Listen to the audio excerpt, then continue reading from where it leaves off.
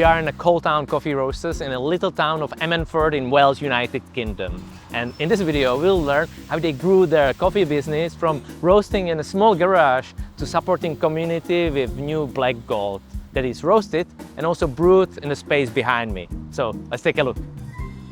We talked to the founder Scott James, who introduced the team, and Josh Clark, who is implementing systems to scale Coaltown's operation to fulfill its purpose. This video is sponsored by Cropster Commerce. So we're currently in the Coaltown Roastery in Ammanford, Southwest Wales. My name's Scott James. I'm Managing Director of Coaltown Coffee. So Coaltown's purpose is all about bringing industry to post-industrial mining towns and post-industrial communities around Wales and the rest of the UK, and hopefully the world if we grow that large. So it started with a photograph of my great-grandfather who moved from Hereford down to the mining communities in Ammanford just as the mine started in the early 1900s. So my family had been a big part of the business since day one. My parents had their own cafe when I was very young. This was early 2003. Italian coffee culture had just landed in the UK and was one of the first espresso machines in town. My dad helped build our first roaster and was also involved in the day-to-day production of coffee for the first 9-10 years of the business's life. Okay, so I'll take you up to Glanarmon first, which is where we have a storage unit, and in there we've still got our old roaster that we started the business with. Ammanford was built entirely on the mining industry, so you had people from around the whole of England travelling down to work in Wales and to be part of this industry. So there was this mass migration of people to these quite rural parts of the world. And since then, you had this massive industry which had a lot of prosperous wealth, and then out of nowhere, like a tap, it was turned off. So you had this massive pool of people, but no industry to be able to facilitate the growth of the people who remained in this area. So that's just left in my generation in the 90s when I was growing up. This is our warehouse. We hold a H van here, but I've also got our original roaster to show you. So Okay, wow, that's exciting. So this is our events van. So we take this out. It's really good. We take it to different events around the UK.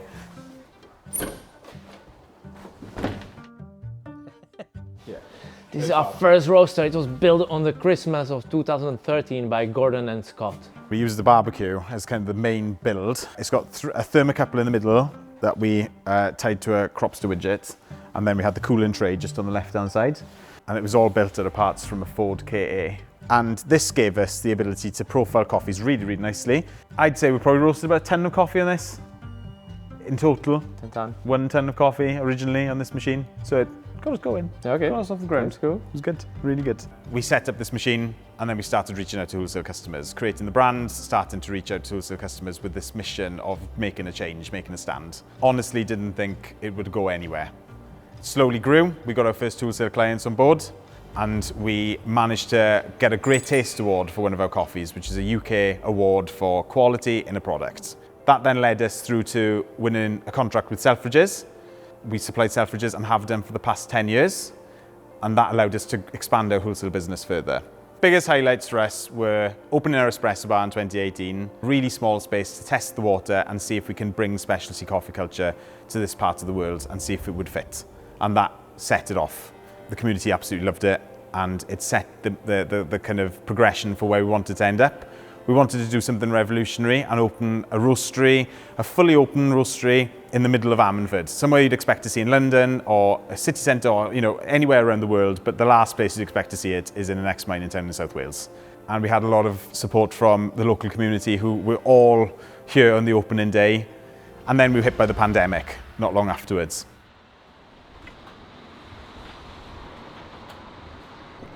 And I think that's had a big impact on the business. It pushed a lot of elements forward quite rapidly. A direct-to-consumer element of the business, the subscription element of the business was pushed forward within 12 months, which was actually a 5-year plan. So it took that side of the business far further forward than we expected in a much shorter space of time. And the expansion of wholesale has been far more rapid than we expected as well. I think the biggest challenge when it comes to growth and scale is the rate at which you want to grow or you want to scale. I think you can only scale if you've got really good systems to rely on. My name is Josh Clark and I work as the Director of Operations at Coaltown. So right now we're sitting in our roastery, and this is our roastery headquarters where we have our main roastery, our tech and engineering department. We do all our production and fulfillment, and our HQ espresso bar. So I joined Coaltown just over 18 months ago. And the why was because the whole purpose of the brand just resonates with me, with who I am, my identity. I come from a mining town. My granddad was a miner. There was just a real pull to come back home and be a part of something really special here at Coaltown. So the whole idea of what we're trying to create here is that we call this our living room. Okay. And we want people to come in and have a meaningful experience for Coaltown. I guess, as we said, the nicest part about the roastery is you can see straight through into production. We love it that our customers can see what's going on. We treat this as an open kitchen or chef's table.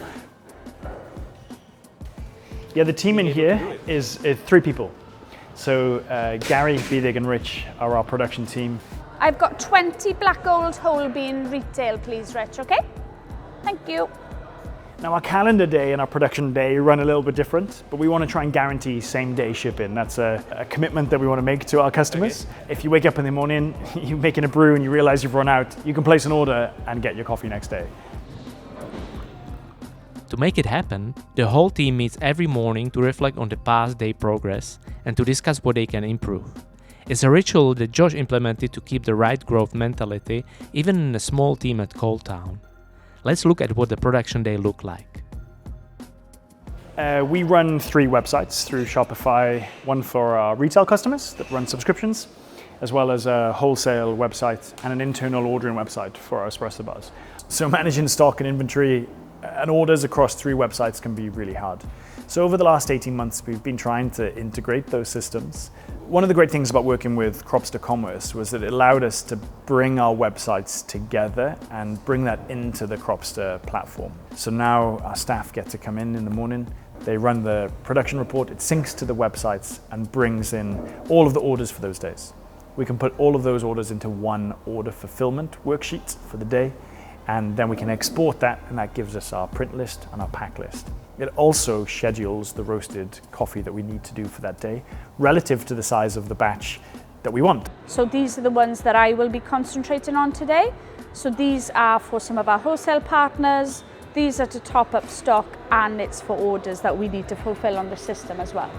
And then this will come over to the Cropster Roasting Intelligence app that I have on my laptop, and that connects to the Probat P3 roaster that we use to do our small 12 kilo batches then.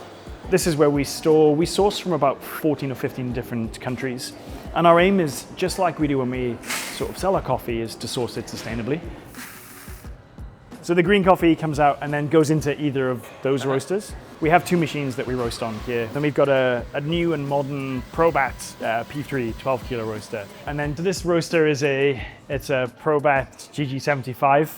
It's nicknamed Joffrey after Scott's uncle.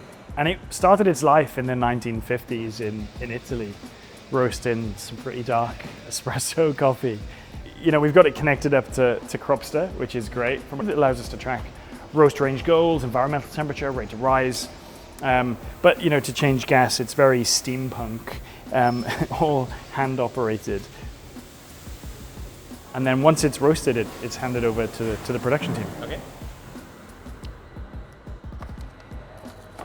Manufacturing desk is just over there, and we take everything, we pack everything, grind everything over here, and then we bring it over to the shelves here then to pack into boxes and dispatch to customers. Cropster Commerce, it's allowed us to connect the green coffee to our roasted inventory and to our orders, and tie those website products and all of the SKUs into our roast profiles and our profile groups, but also still really focused on waste. We want the coffee to be as fresh as possible. So that pull system, that idea that our work schedule is only created by orders that are coming through our websites, is really nice and lean so that we can, just deliver fresh coffee. At the end of our visit, we drove with Scott to their newly opened espresso bar in Ponte de Ley, where we got an insight into the future plans for growth. from our town, so our town Ammanford, to your town, so your town Pontarddulais. So the idea is we can have this consistent theme from our town to your town as we open more espresso bars, has this consistent message, which is nice. I'd say the atmosphere that we're trying to build is a warm hug. You know, it's quite a warm environment. We have a lot of people where, you know, you come in and you know your neighbour, you know your colleague, you know the barista, you know, it's all about creating a community. I'd love to see Coaltown become a brand for post-industrialisation, to bring in local craftspeople and use it as a brand to push their businesses forward, you know, and really champion industry in towns which don't get much of a look in these days. So it's about retaining talent locally, stopping people moving away, going to big cities, losing the talent pool from our locality, trying to get people to realise that they can make changes, they can make a big change and a big impact in their hometown and stay at home and be able to grow their businesses here. We have no intention of leaving our hometown either. So, like, you know, we want to stay true to our roots, firmly based in Ammanford, and that's where it started, and that's where it's going to continue. It sounds like a big plan, but I'd love to see Coaltown in communities around the UK, not just in South Wales, and then further expand that mission into countries around the world, because I feel that the story isn't just tied to Wales or Ammanford as a community. It can be spread across any community in any post-industrial town in any part of the world, and we all have the same challenges, and I think that we can use this brand as the brand for post-industrialisation and change that status quo that these towns are faced with, and basically shine a light in these amazing communities in these beautiful locations that can become a really thriving area for industry in the future, just as they were hundreds of years ago. Let's just see you guys. See you soon, yeah? Ta-da! Ta-da! Okay, so that was Coaltown Coffee Roasters. We hope that you enjoyed their story and that you will have a chance to taste their coffee too. Thanks for watching. Bye-bye.